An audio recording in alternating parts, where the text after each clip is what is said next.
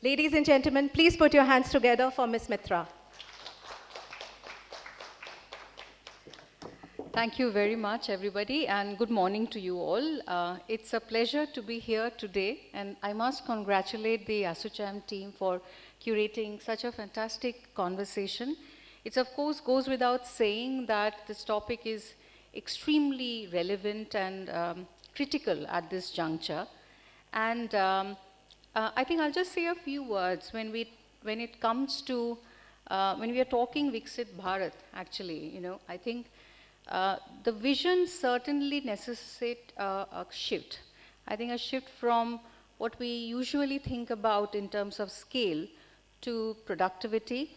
When we talk about our growth, we are thinking a shift from what we generally consider as aspiration to more competitiveness, moving from our conversations around momentum for the country to, let's say, permanence for the country.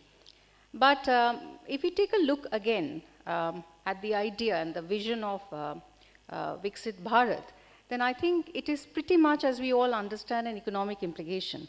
An economic implication that says that India needs to be a developed country or would be a developed country by 2047.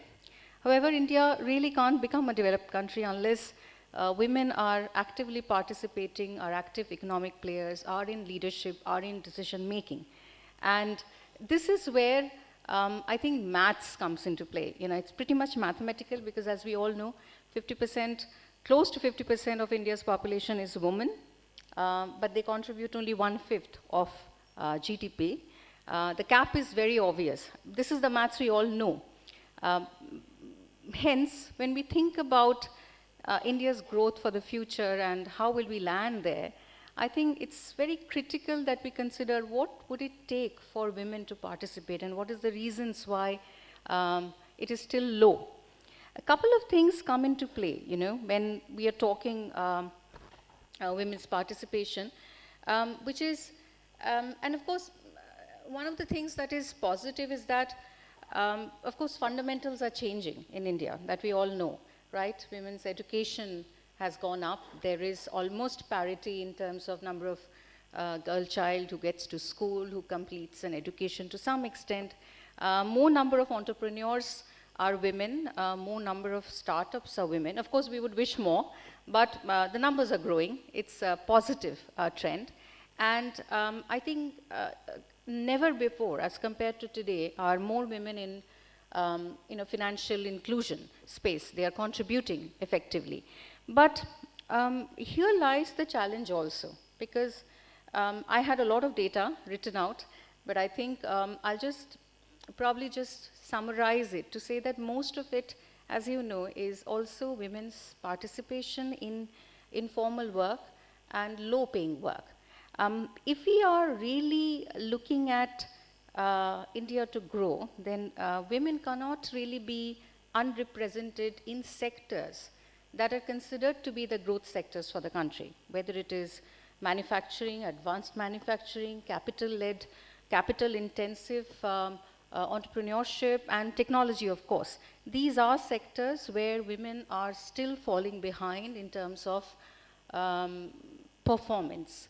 But I would also say that performance is probably, or participation is probably not what we are looking at either. We are also looking at productivity, which is the real value creation. And as the data says, despite the fact that participation has gone up, it is not necessarily value creation for the economy that is expected to grow at this scale, at this rate, and become a developed country by 2047. The challenge in hand is that we are trying to move the conversation from women being a peripheral workforce to an extent to being more mainstream workforce. But the questions that we ask is, what does it mean for us? Where is productivity then? How is productivity going to increase? How is leadership going to come in? What would leadership mean for us? And maybe what are those constraints that are holding us back, that are slowing the process? And I would say that is not getting us where we should be now. You know, the pipeline conversation has been sort of a mainstream conversation for a long time, that we don't have enough women in the pipeline to take up leadership role and so on. But I don't think pipeline still remains the key issue that we are discussing right now. As the number says, the number of women who are educated, who are in science, who have started working, who are participating in financial institutions, formally raising money, those numbers are better. But is that actual value creation? Is that fully activating women to be economic actors? I think those are the questions that come to mind. And when I think about it, and often I feel that it's not only maths, it's not only mathematical, this gap. It is probably also ideological. And by ideology, I do not mean ethics or social justice, but I would say it means the belief systems that are typically embedded in most institutions, the belief systems that design the workplace. And typically, the workplace is, your ideal career is when a woman can work, or somebody can work for 20 or 25 or 30 years without any breaks, uninterrupted. And that's considered an ideal career or an ideal worker, right? But that definition of a workplace system itself is biased. As we all know, that definition says that here's a worker who should be working throughout without any career breaks, where any kind of caregiving is just invisible, nothing. And where you're thinking leadership is actually about physical presence and not really leadership otherwise. So these considerations often bias the workplace. And these considerations are very unconscious, because this ideology doesn't consider whether, why a woman leave work once they have joined work, why there is always a leaking scenario in leadership pipeline, and why sometimes, you know, women are mentored, sometimes over-mentored, but still not sponsored to grow. And I think these are considerations that often come into play when we are thinking about how would we enable women to grow and perform in the workplace. I would say the maths is clear, but for the maths to really work, you would need the ideology to work, which means that the definition of workplace and working systems need to probably undergo change. And I mean, I would say this, we have to stop telling women, go fit the workplace. You might as well step back and say, well, redesign the workplace that can actually ensure women to start and thrive and continue and grow and have the kind of productivity that we expect women to have to contribute in Viksit Bharat. Now that said, of course, like I said, I always believe the maths is very important, but maths doesn't work alone. The maths will push a woman to get into a workplace, but ideological challenges will still keep her powerless, not without decision making, and so on. So with all of this at the context, I think it also brings us to share some examples from what is happening in the industry.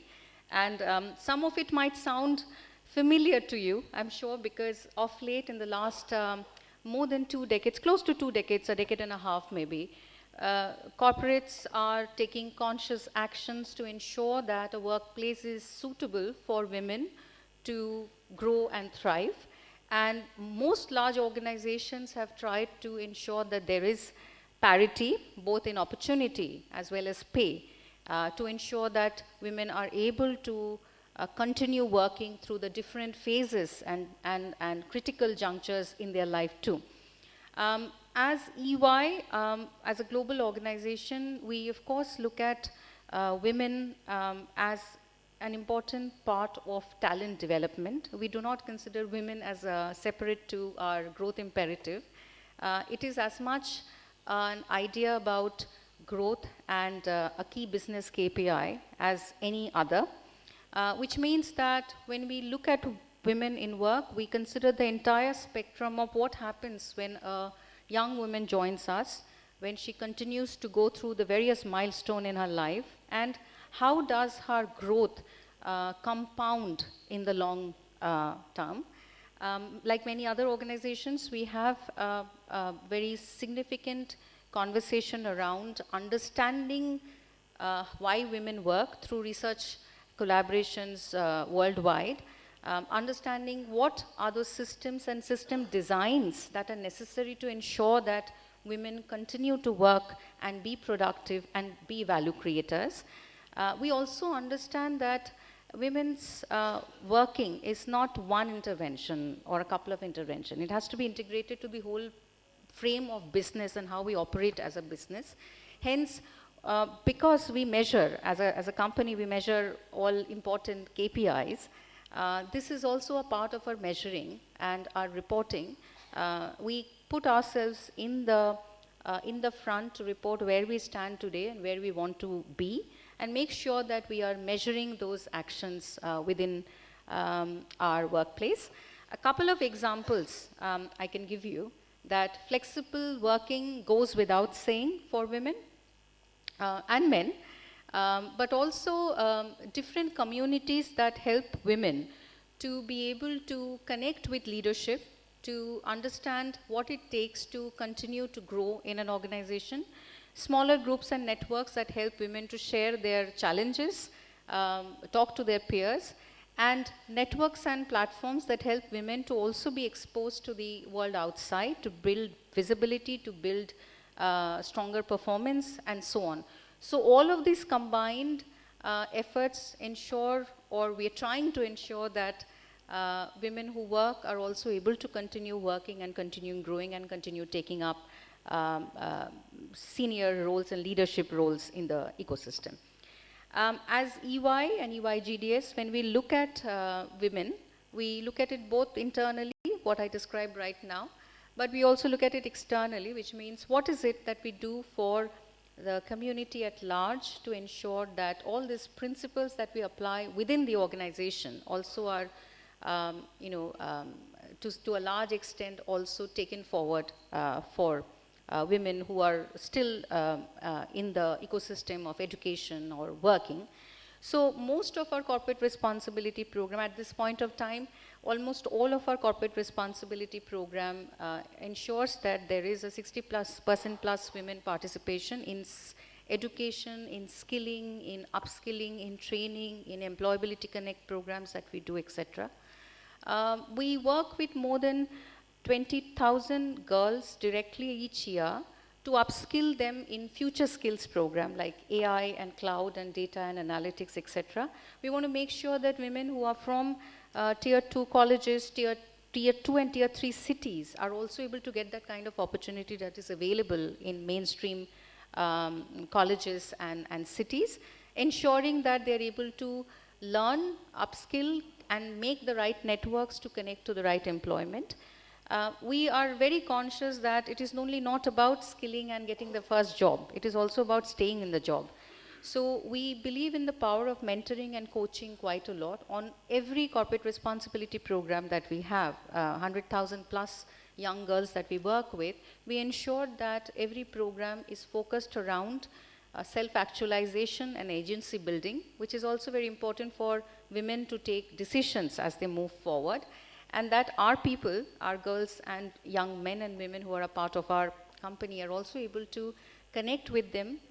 They volunteer their time to mentor and skill women, young women at scale.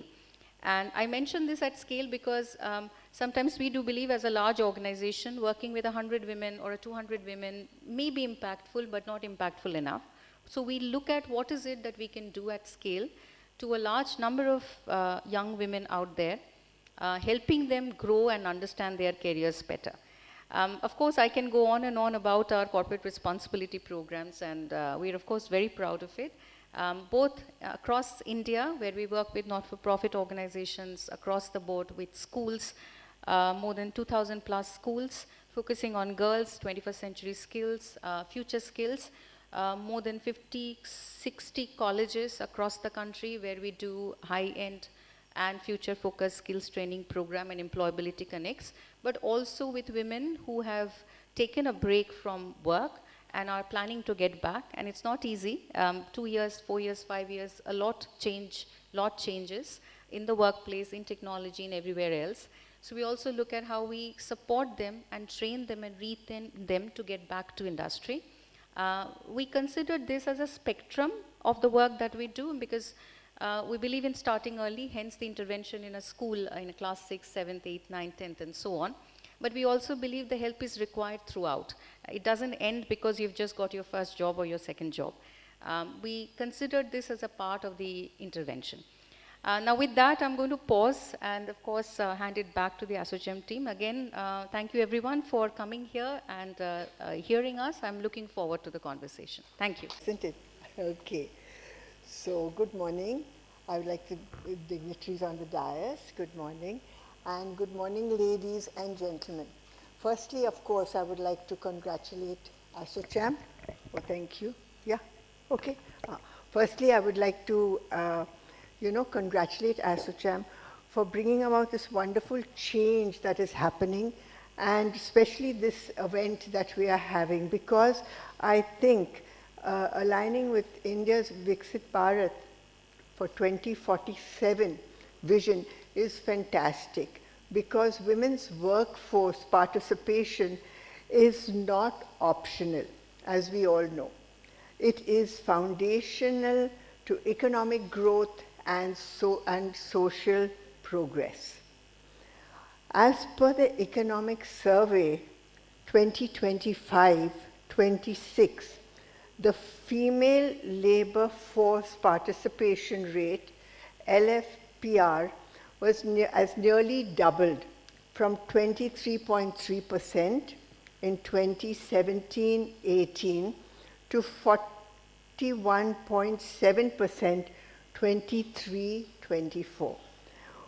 While this reflects encouraging momentum, significant gaps remain, as we all know, to fully realize the Viksit Bharat vision. And one of this is gender, which I have found was gender diversity has evolved into a boardroom priority driven by ESG expectations, investor mandates, and regulatory frameworks. Evidence consistently shows that organizations with higher women leadership, I'm sure you all are going to agree with me with this, demonstrate better profitability, governance, and long-term value creation. Yeah? There is an urgent need, of course, to move beyond gender diversity as a compliance checkbox and embed it as a core strategic KPI, actively monitored at the board level to ensure accountability and, of course, measurable impact. Now, I belong to the beauty and wellness sector and the nutrition and, of course, sustainability one, and I'm going to talk about that. The beauty and wellness sector and health and nutrition sectors are uniquely positioned as high-impact, women-led employment generators, eventually offering both formal and entrepreneurial opportunities across urban and rural India. Now, the sectors already have a strong basis of women participants, as we all know, particularly at entry and mid-level roles. So at the lower levels and the higher, we have a lot of women. But however, leadership, representation, and formalization, particularly at entry and particularly remain limited. So now what I've been seeing very often is, of course, we have the beautician, the wellness, but when it comes to the, the formalization of it, the business part of it, the untapped potential, it's not women-led, it is more men-led, and that is something we really are going to have to change. The beauty and wellness industry plays a critical role in enabling micro-entrepreneurship, for example, salons, wellness centers, home-based services, creating low-barrier entry jobs for women, especially in semi-urban and rural areas and supporting financial independence and self-employment. I found this when I've been going and lecturing and getting them to work in rural areas. It is something that they really want. They are looking forward to that because it gives them, but we have a lot of gaps, which I'll be talking about, that is going to help the women more. Similarly, the health and nutrition sector employs a large number of women across roles such as nutritionists, frontline health workers, caregivers, and wellness professionals, and has strong linkages with public health delivery systems and community level engagement. It offers scalable opportunities through digital health, telenutrition, and preventive care services. Now, we have a lot of gaps, like I said, and what are we supposed to do to bridge those gaps? Because we have to really, if we have to grow by 2047 in this industry, we really have to get down to bridging these gaps. Despite high participation in education and STEM, India continues to underutilize its educated female talent with drop-offs at key career stages and limited re-entry pathways. The other one is there is a clear need to build structured, industry-aligned pathways, including returnship programs. That is important because they go out when the women are there, the children and other things, but they need to come back. So we have to give these programs to them. Sector-specific skilling aligned with beauty and wellness and health and nutrition demand stronger integration of government skilling initiatives and industry needs. This is a gap that is there, and we are filling it with the Beauty and Wellness Sector Skill Council, which is all over, getting it done. Many organizations still have low representation of women on boards, limiting true diversity. The focus must shift to meaningful inclusion policies and leadership pipelines. We have all noticed that. On our boards, there are very few women, and we have to get in more women on the boards to help. Women continue to shoulder disappropriate work, life balance, and life balance pressures, impacting career progression and leadership representation. Succession planning must consciously include women candidates, especially for P&L, and operational rules to build a sustainable leadership pipeline. Now we have to address structural barriers also, and a large portion of women outside the workforce by 2047 are projected to be in rural India. There is a huge amount in rural India, making it critical for CSR efforts to extend beyond urban centers. We have to go out of our towns and cities into these areas because it's really going to help them, and it gives them opportunities not only to grow from their economic opportunities to grow, and also the wonderful thing I love to see there is the confidence that it builds and the way it really gets going. Priority CSR investments should focus, but we have to focus on certain things. For example, safe mobility. For them, they can't come out. They can't come out and go back unless it's safe, because when you go to these areas, you will find their husbands, their mother-in-laws are very particular. When we get them here for classes, they will come and they will see where we are putting them up, how they are going to travel, because they are careful about them. Working women's hostels, community creches, and digital literacy. These are what we need. Now, the creches, I must talk about creches because I remember that affected us at some time. When a woman is working and she is pregnant, she has a child, it is very difficult for her to leave her children, at home and come to work. And the most wonderful thing I have found was having a community creche. Of course, at first we didn't have it and we lost a lot of the most fantastic female workers that we have. But once we started it, that was something that was fantastic.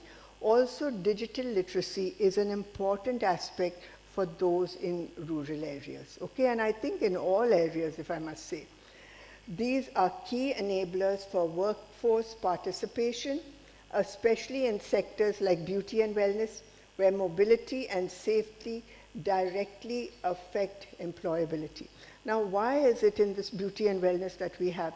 Because our ladies go out to work, they go out for their bridal makeups, they go out for their facial, they go out for other things, they go to homes to work.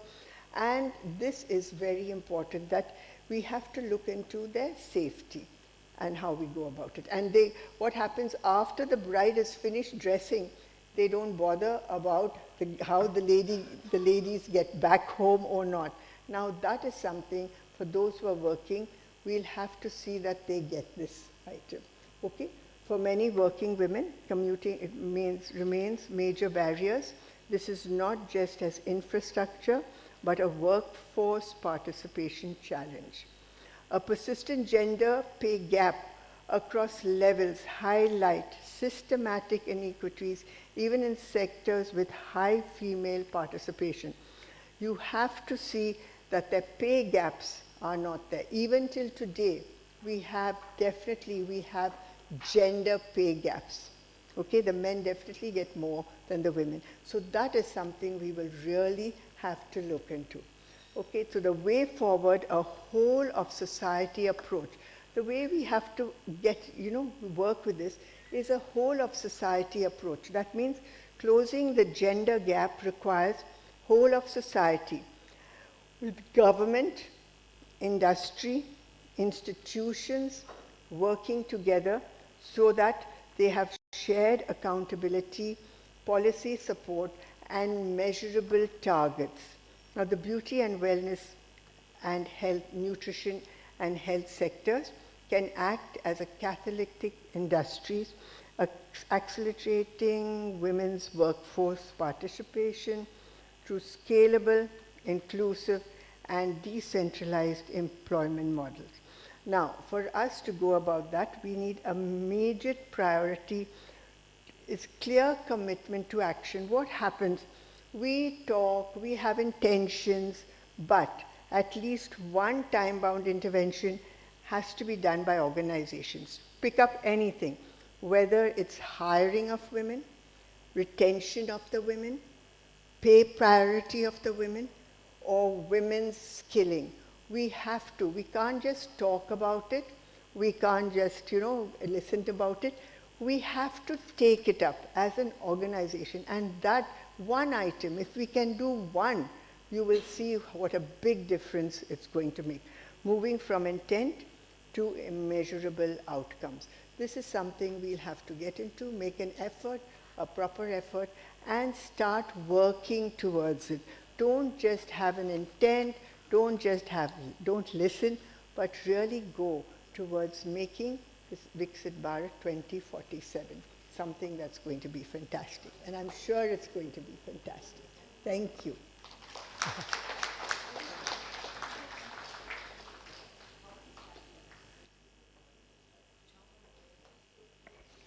Thank you, Dr. Kocher, for your thoughtful words and valuable contribution.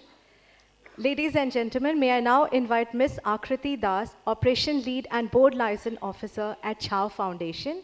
Chow Foundation is a non-profit organization pioneer in working for the rehabilitation of acid attack survivors in India. Please put your hands together for Ms. Akriti Das. I've been guiding that the speech and the conversation needs to be limited, so I'll keep it pretty short. We are talking about Viksit Bharat.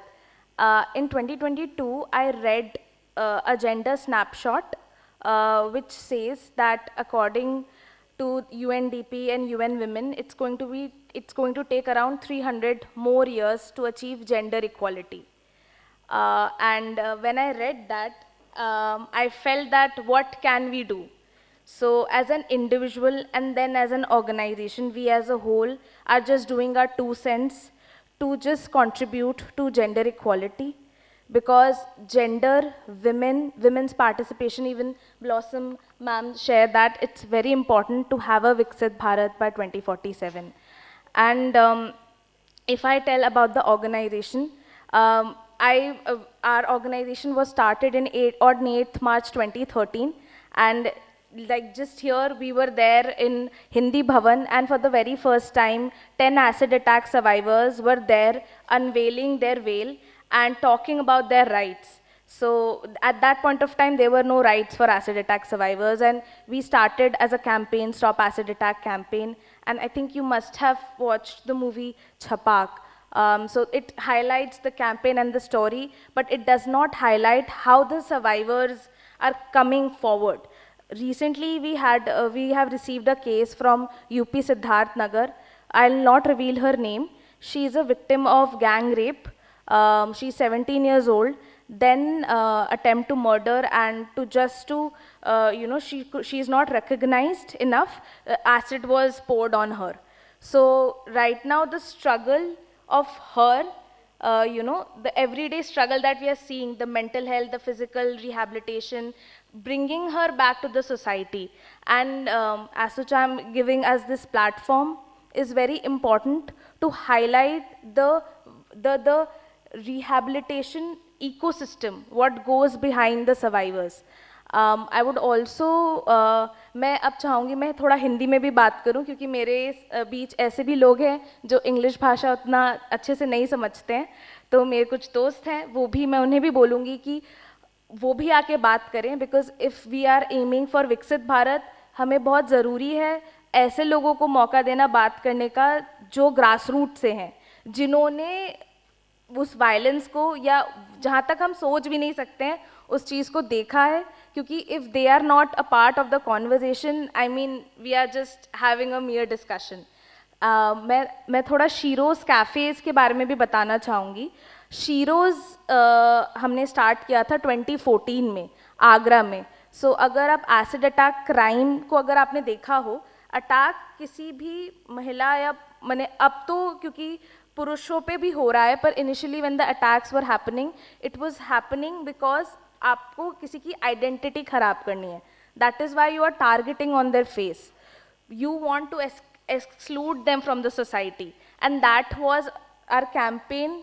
उस time पे Nirbhaya gang rape case भी हुआ था, तो उस time पे we started this campaign to stop gender based violence.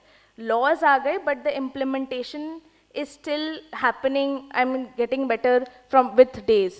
But the point of discussion is that are women still equal? What is their standpoint when 2047 will come?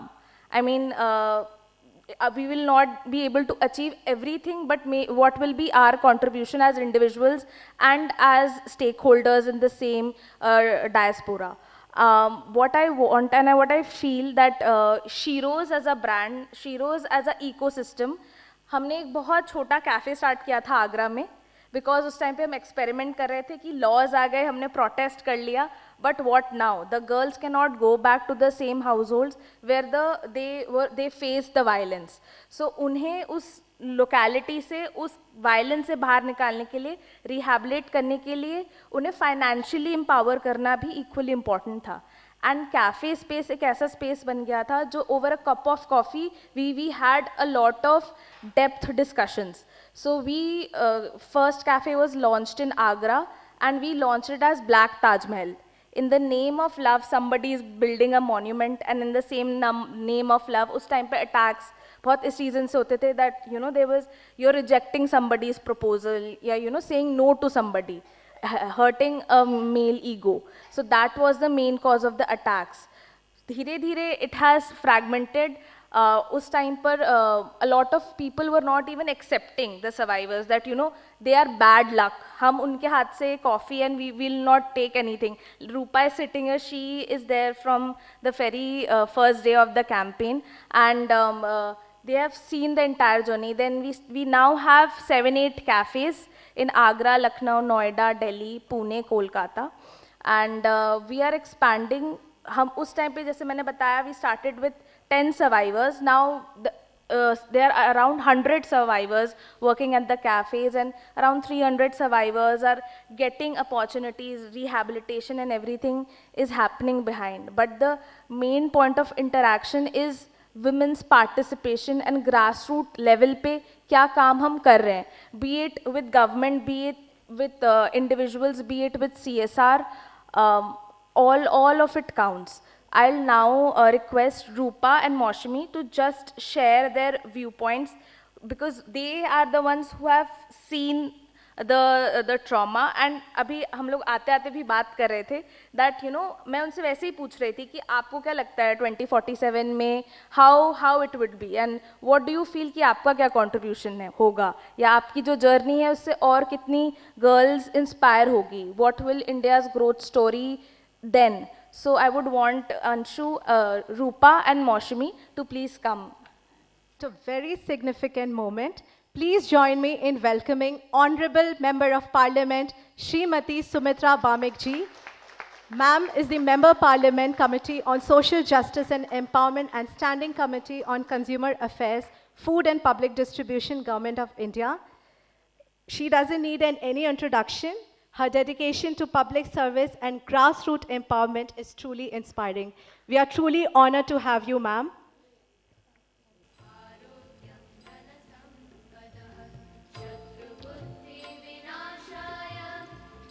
May its flame rise as a beacon of hope, wisdom, and integrity, guiding us towards a day filled with light and purpose.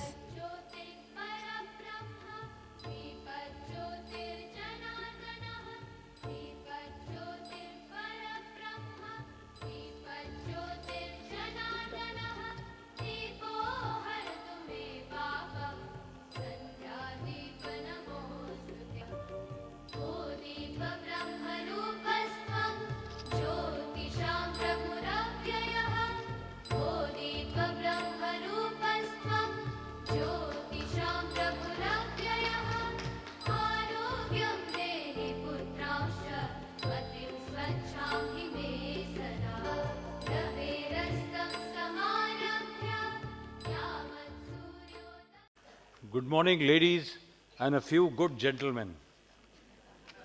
Thank you so much for coming on this occasion of the Viksit Bharat 217 Women Leading India's Growth Story. We are very happy to have our esteemed dignitaries on the dais, distinguished speakers, industry leaders, and valued participants. We've already heard few leading entrepreneurs and leaders today in the morning, and it is now my privilege to extend a very warm welcome to all of you. We are deeply honored to be joined by Srimati Sumitra Balmiki, the Honorable Member of Parliament and Member Parliament Committee on Social Justice and Empowerment and Standing Committee on Consumer Affairs, Food and Public Distribution, Government of India. We are also equally inspired by Dr. Subi Chaturvedi, Founder Sahit, Global Senior Vice President and Chief Public Policy Officer in MOBI, Ms. Rumi Malik Mitra, the Co-Chair and National Council of CSR, ASSOCHAM, and Global Corporate Responsibility and Sustainability Leader, EY GDS. Ms. Vaishali Nigam Sinha, Co-Founder and Chairperson, Renew, Dr. Blossom Kochar, Chairperson, Aroma Magic Private Limited, and Ms. Akriti Das, Operations Lead and Board Liaison Officer at Chand Foundation. Ladies and gentlemen, at ASSOCHAM, we strongly believe that inclusive growth is the cornerstone of sustainable development. Enabling women's participation through access to finance, skilling, digital inclusion, and supportive policy frameworks are very essential to unlocking India's full economic potential. Today's sessions are thoughtfully curated by my colleagues to address key themes from the corporate pathways for women's career progression to the resilience and rise of women entrepreneurs, and finally celebrating inspiring leaders who are driving meaningful change. We are confident that the insights and discussions emerging from this forum will contribute significantly to shaping a more inclusive and equitable growth narrative for our nation. I would like to express my sincere gratitude to our esteemed speakers, participants, our partners, and all of you who are here in this hall for joining us and enriching this dialogue. With this, I once again welcome you all and wish you a highly engaging and impactful session ahead. Thank you, ladies and gentlemen, and Jai Hind.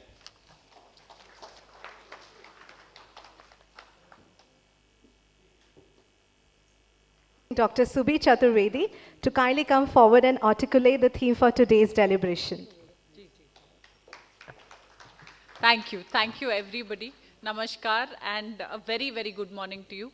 मुझे दिल से बहुत ज़्यादा खुशी हो रही है and it is such a moment of pride and humility that we are all here celebrating a theme that is so close to us. देखिए इतना सब आज हमने सुबह से चर्चा सुनी. सौरभ जी मंच पे हैं, सुमित्रा मैम मंच पे हैं. मैम आप हम सबको बहुत ज़्यादा इंस्पायर करती हैं. आपकी जर्नी जबलपुर से शुरू हुई और मिसाल है अपने आप में. For every woman sitting in the room, please give her a huge round of applause. और मैं आपको ये भी बताऊंगी कि क्यों हम उनकी ओर देखते हैं. देखिए प्रगति की दिशा, दृष्टि और गंतव्य तीनों सही दिशा में निहित होने चाहिए. मैम ने कर्मठता से अपना जीवन जिया, अपनी कम्युनिटी के लिए बहुत काम किया, चाहे वो स्किल हो, चाहे नारी सशक्तिकरण हो, चाहे ग्रास रूट लेवल पे आत्मीयता से और बहुत ही शांत मन से हर एक स्त्री को उनकी कम्युनिटी से अपने आप पर विश्वास दिलाना. और यही हमारा उद्देश्य है, यही हमारा अभिप्राय है. आज सब हम जो इस रूम में इकट्ठे हुए हैं on a work day, I congratulate ASSOCHAM, I congratulate Saurabh ji, Manju, the entire team for bringing some very powerful women leaders in the room. मैं अपना संक्षेप में परिचय दूंगी. मेरा नाम डॉक्टर सुबी चतुर्वेदी है. मैं इनमोबी के यहाँ कार्यरत हूँ. इनमोबी इंडिया का पहला यूनिकॉर्न है. 2007 में हम इनकॉर्पोरेट हुए, 2011 में बहुत ही कम समय में भारत के पहले यूनिकॉर्न बने.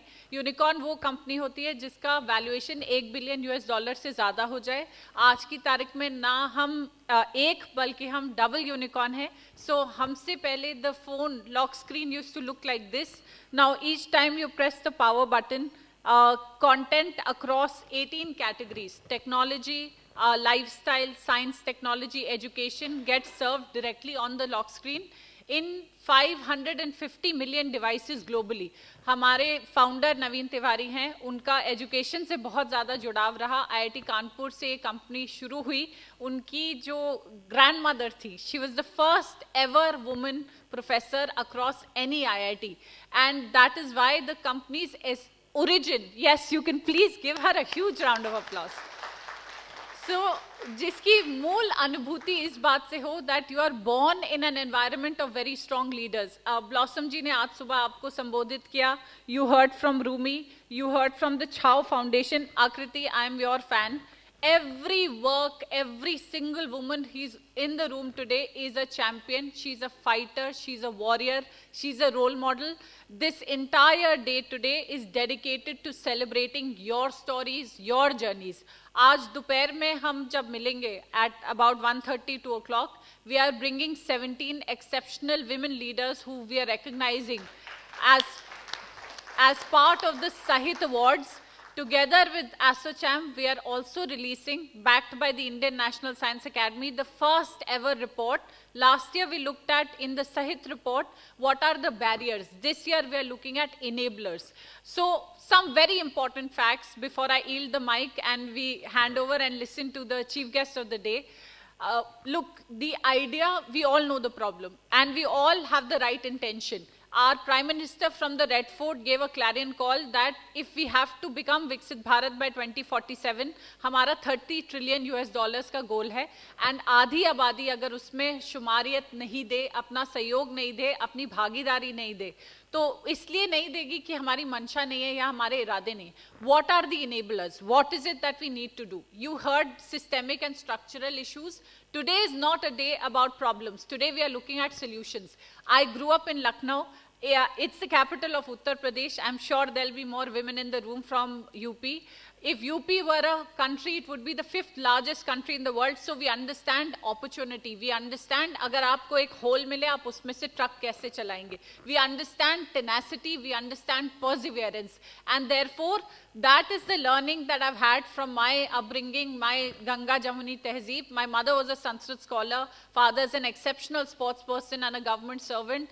What we were taught was that you have to live your life with values. This is my 12th job opportunity. I've been in banking. I was a senior president. I've been in media. I've been in intergovernmental organizations. I've done negotiations globally.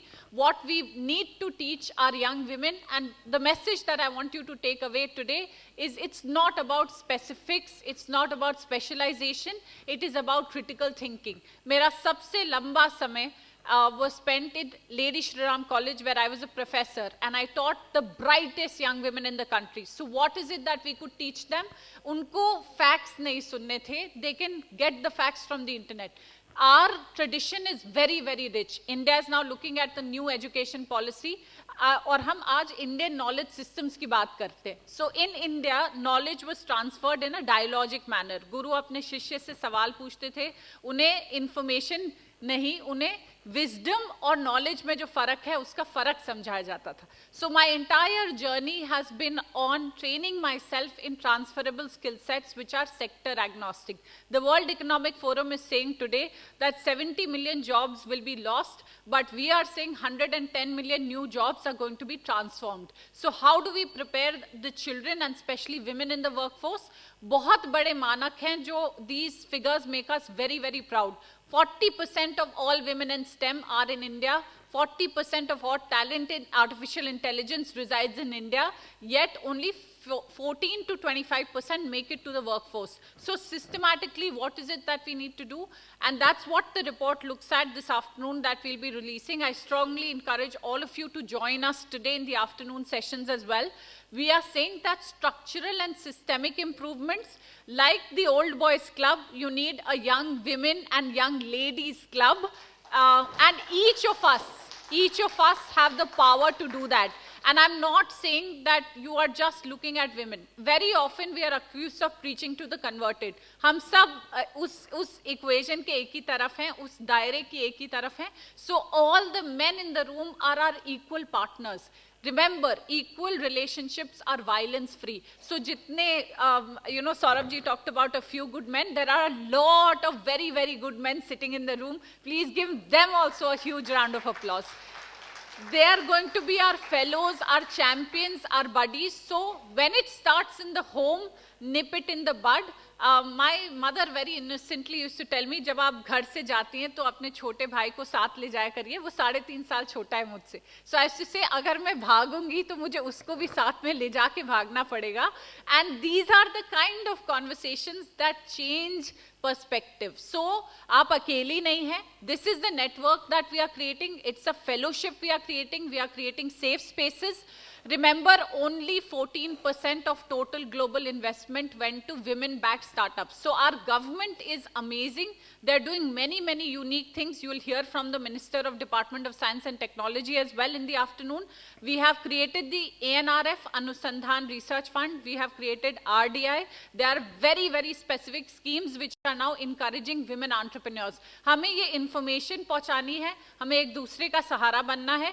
And I'm very, very certain जब 1.40 crore Indians किसी भी चीज को पूरे दिल और मंशा से चाहेंगे तो दुनिया की कोई ताकत हमें रोक नहीं सकती. So we will stand with each other and we will make Viksit Bharat happen. Thank you once again. Thank you.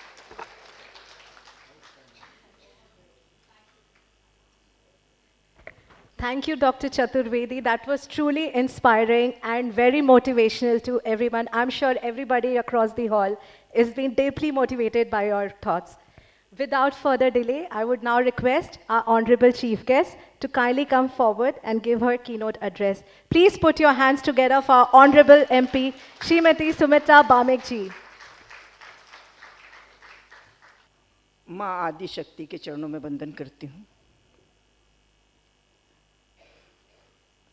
हम सबके मोक्ष के दाता प्रभु श्री राम के चरणों में वंदन करती हूँ। और आज विकसित भारत 2047 के एक प्रथम अध्याय पर आप बैठे हुए हैं। मैं एसोचैम का बहुत बहुत बड़ा सा थैंक्स करती हूँ, धन्यवाद करती हूँ कि मुझे आज आपके बीच में आने का अवसर मिला। सम्मानीय सन्याल जी, आकृति दास जी, शुभी चतुर्वेदी जी, बहुत अच्छा बोलते हैं, बहुत अच्छा, बहुत ही अच्छा। आपकी आवाज़ में भी ईश्वरी ताकत है। सुश्री रूमी मलिक जी मित्रा और सुश्री बैलिशिम कोचर जी और उपस्थित सभी मातृशक्ति बंधुगण,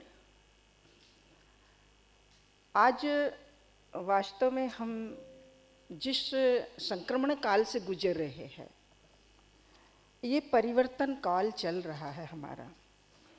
जैसा कि मेरा खुद का अनुभव कहता है कि मातृशक्ति का एक अपना अलग ईश्वरी एक देन है। जहाँ पर 9 ग्रंथियाँ होती हैं, वहाँ पर ईश्वर ने एक ग्रंथि एक्स्ट्रा दी है महिलाओं को, और वो स्पर्श से, वातावरण से, खड़े होने से और उनके आभा मंडल से वो तुरंत एक्टिव उनकी एनर्जी हो जाती है कि निगेटिव है कि पॉजिटिव है। ये ईश्वरी देन है महिलाओं के बीच में। तो मैं मानती हूँ इस बात को, चाहे वो अकेले सफ़र कर रही हो और चाहे कोई साथ में सफ़र कर रहा हो। तो जिंदगी का सफ़र हो, चाहे रेल का सफ़र हो, चाहे वायुयान का सफ़र हो, सफ़र तो होता ही है। तो इस सफ़र में हम विकसित भारत 2047 का मूल मंत्र लेकर चल रहे हैं। और माननीय प्रधानमंत्री की एक मूल धारणा है कि जो 1950 में हमारा संविधान जब बना था, तो उसके पहले महिलाओं को वोट डालने का अधिकार नहीं था। ये वोट डालने का अधिकार हमें संविधान की धाराओं के अंतर्गत प्राप्त हुआ है। और उन्होंने कहा, बाबा साहब अम्बेडकर ने, कि हिंदुस्तान की आधी आबादी को आप कैसे वंचित कर सकते हैं वोट डालने से। और उसमें महिलाओं को 1 वोट डालने का अधिकार और 1 पुरुष को वोट डालने का अधिकार प्राप्त हुआ। तो ये सबसे बड़ी हमारी मौलिक अधिकारिता हमें प्राप्त हुई। उसके साथ हम अभी देखेंगे कि जब महिलाओं को संविधान बनाने में भी 15 महिलाओं ने बड़ी भूमिका निभाई है। उसके यदि हम आगे बढ़ते हैं तो सदन में कुछ समय के काल में हमारी बहनों का प्रेजेंटेशन कम रहा है, क्योंकि जैसे कहते ना पुरुष प्रधान है, लेकिन मैं नहीं मानती हूँ इसको पुरुष प्रधान है। यदि घर में कोई काम होता है या कोई शादी ब्याह होता है, परिवार का कोई बड़ा निर्णय लेना होता है, तो पिता हो या पुत्र हो, वो बगैर पत्नी के, बगैर माँ के पूछे एक लोटा भी खरीद के नहीं ला सकता घर में, इतना चलता है। इसलिए उसकी आत्मशक्ति बड़ी प्रबल है, चाहे वो घर के अंदर हो। लेकिन जब घर के बाहर निकली है तो हम मान सकते हैं कि उन्होंने उद्योगों के क्षेत्र में, संस्कृति के क्षेत्र में, राजनीति के क्षेत्र में, यहाँ तक कि परिवार को आगे बढ़ाने के क्षेत्र में स्वयं का समर्पण किया है। उन्होंने स्वयं की आहुतियाँ दी हैं, उन्होंने दिन दिन दी है, तिल तिल दी है, रातों दी है, दिन भी दी है। ये उनका समर्पण रहा है परिवार को आगे बढ़ाने में। जैसा कि अभी प्रधानमंत्री जी चाह रहे हैं कि बहनों को जब खेत में काम करते देखते हैं तो उनको तकलीफ होती है। आपने देखा बहनों को इज्जत घर दिया उन्होंने। वाकई में हम तो इस दौर से गुजरे हैं, क्योंकि मेरा जन्म ही गांव में हुआ है। खेत में हमारे रात हम अपनी दादी के साथ बिताते थे और सोच के लिए बाहर जाते थे। हमने खुद स्वयं इन चीज़ों को भुगता है। और उस समय पर तो बेटियों को बोलती थी, हमारी दादी खुद बोलती थी हमारे पिताजी से कि लड़की को पढ़ा के क्या करना, कौन कलेक्टर बनाना, जाके तो चूल्हा ही फूकेगी। ये भाव थे। लेकिन इस चीज़ों को महिलाओं ने ही तोड़ा है, इन बेड़ियों को महिलाओं ने ही तोड़ा है कि हम बहुत कुछ कर सकते हैं। और आज प्रधानमंत्री जी जैसे आप देख रहे हैं, ड्रोन दीदी, कि वो स्वयं खेतों पर अपना सब चीज़ कर सकते हैं। और फिर उनको स्किल डेवलपमेंट के लिए आप देख रहे हैं तो मुद्रा लोन में उनको आगे बढ़ा रहे हैं, आप उनको आत्मनिर्भरता के कदम आगे बढ़ा रहे हैं। अभी मैं इस बात की साक्षी हूँ कि माननीय मोदी जी ने 33% आरक्षण लाकर राजनीति में प्रबल भूमिका निभाने का काम यदि दे दिया है तो वो महिलाओं को दे दिया है कि यदि वाकई में राष्ट्र को आगे बढ़ाना है तो महिलाओं की भूमिका बहुत ज़्यादा होना चाहिए, चाहे वो लोकसभा हो, चाहे विधानसभा हो, नगर परिषद हो, चाहे वो पंचायत हो।